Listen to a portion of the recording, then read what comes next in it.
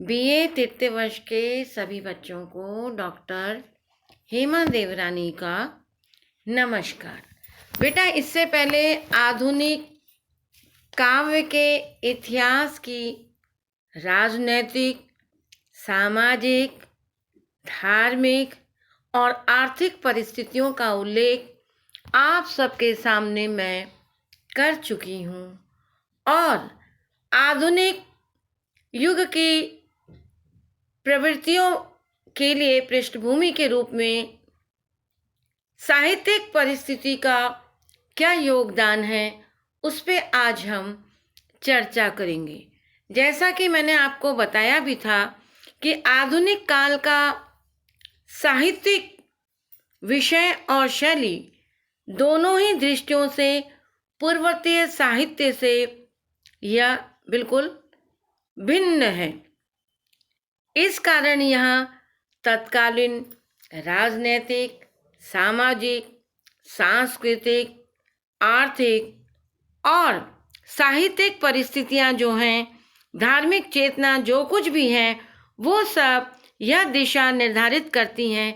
इनके संपर्क तथा विविध साहित्यों के प्रभाव के कारण इन सब का बहुत ही महत्वपूर्ण योगदान बन पड़ता है, क्योंकि रीतिकालीन कविता जो है वो राज दरबारों में पनपी है और अधिकतर रीतिकालीन साहित्य राजमहलों में ही पल रहा था, जो कि उस समय सहज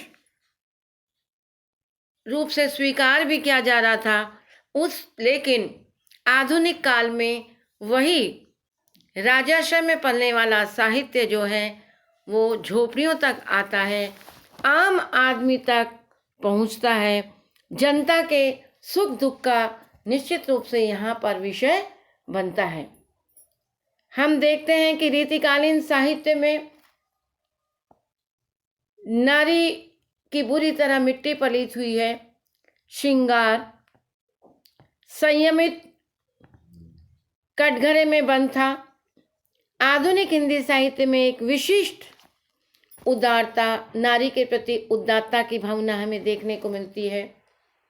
नारी को घूंघट से निकाल करके उसकी स्वचेतना को जगाते हुए वह भी मनुष्य है, उसमें भी प्राण है, उसे भी जीवन जीने का अधिकार है, आदि चीज़ें हमें देखने को मिलती है।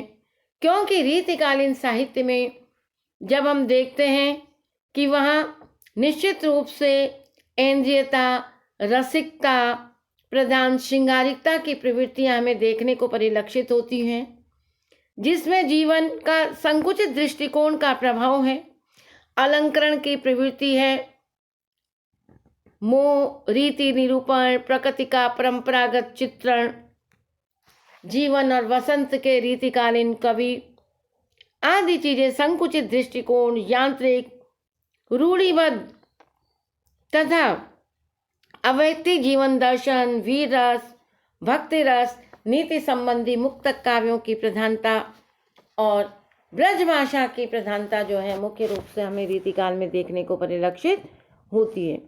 रीतिकालीन साहित्य भाषा, भाव और शैली कुछ दृष्टि से रूढ़िग्रस्त भी रहा है और आधुनिक युग की आवश्यकताओं के वह अनुकूल नहीं था। भारतेंदु युग आधुनिक हिंदी साहित्य का प्रवेश द्वार है, जिसमें काफी सीमा तक संधि साहित्य का निर्माण हुआ, क्योंकि संधि मतलब रीतिकाल की कुछ प्रवृत्तियां भारतेंदु काल में हमें देखने को दृष्टिगोचर होती हैं।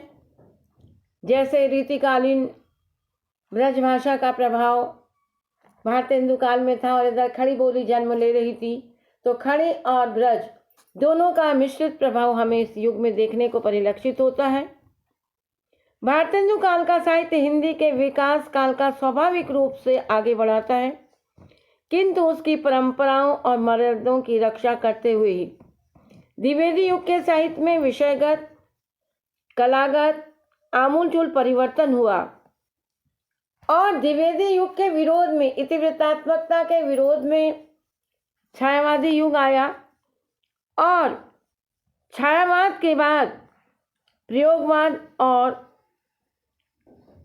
प्रगतिवाद आता है। प्रगतिवादी साहित्य में विश्व मानवता का स्वर मुखरित होता है। इस साहित्य के विषय और कालगत अपनी मान्यताएं हैं।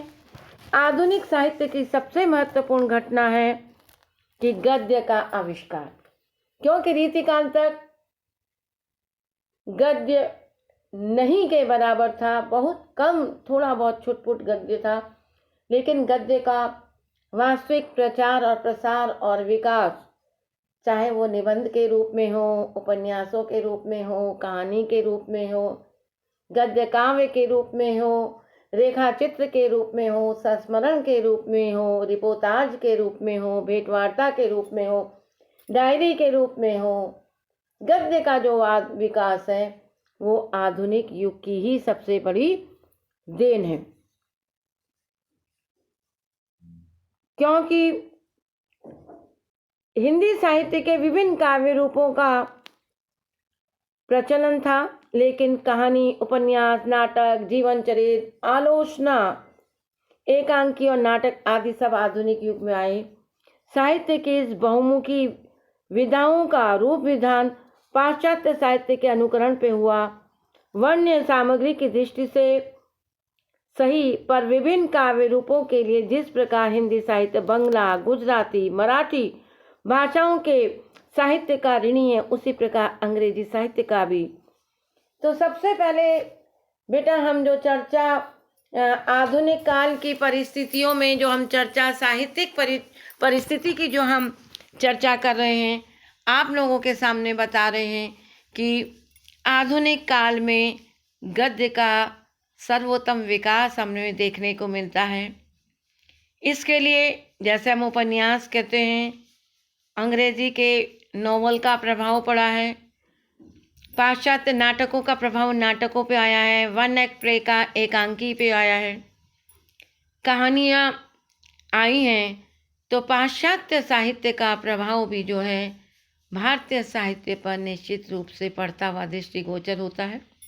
जो हमारा स्वच्छंदतावादी साहित्य है, उसमें अंग्रेजी के रिनेसा, रोमांटिसिज्म का काफ़ी प्रभाव हमें देखने को परिलक्षित होता है, और पाश्चात्य विचारकों का भी प्रभाव जो है वो हमारे साहित्य पर देखने को परिलक्षित होता है।